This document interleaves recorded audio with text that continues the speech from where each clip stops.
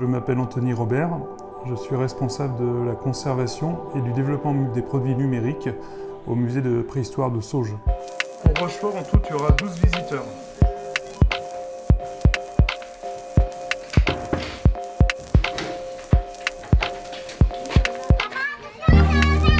Alors, il y a d'abord une mission de conservation, puisqu'on expose de nombreux objets qui sont fragiles, notamment tout ce qui est osseux. Donc, ça consiste à vérifier qu'on a des taux corrects de température dans les vitrines, d'hygrométrie, que ça ne bouge pas trop, parce que c'est avec les variations qu'on pourra avoir des problèmes.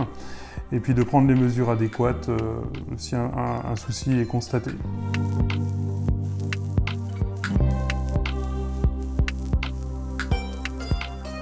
Alors il y a toute la partie développement numérique. Ça a commencé avec la mise en place de l'application Coevron Découverte, donc pour smartphone.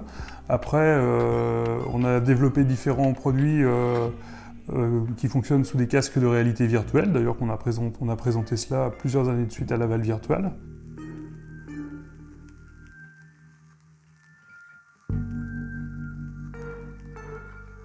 Et actuellement, je travaille sur un jeu vidéo, un jeu vidéo sérieux, qui s'intitule Le Piège préhistorique, qui sera disponible l'an prochain.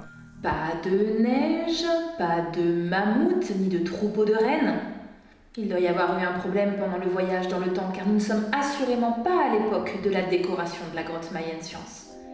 Il faut absolument que nous revenions à notre époque pour que la machine soit réparée.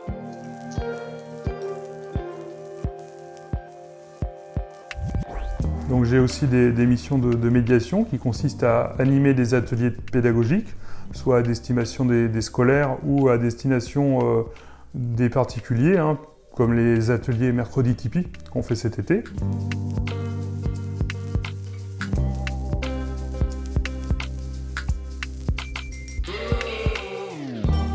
Je fais aussi des visites de grottes, donc soit des visites traditionnelles, soit des visites un petit peu plus particulières, comme les visites spéciales gravure ou les visites de la grotte Rochefort à la frontale.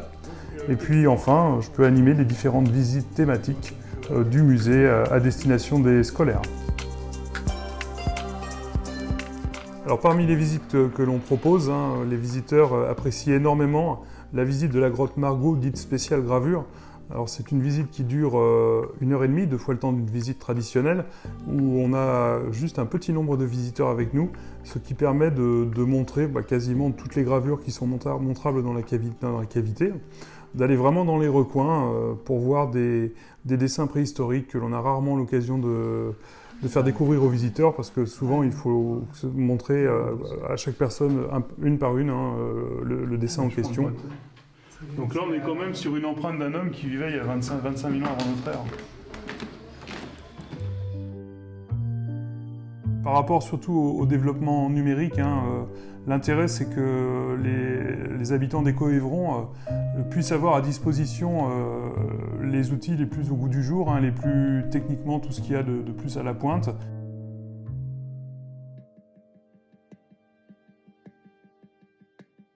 C'est des outils pédagogiques particulièrement intéressants pour nous, puisque on a des grottes qui ne peuvent pas toutes se visiter. Donc ça permet de visiter quand même, d'avoir un aperçu d'un endroit dans lequel on ne pourra jamais aller, jamais vraiment se rendre. Et l'intérêt de la réalité virtuelle, on l'a vu avec le paléographe cette année, c'est aussi qu'en plus de reproduire la réalité, on peut créer une véritable expérience pour le visiteur en rajoutant des éléments nouveaux comme une possibilité d'interaction avec la paroi.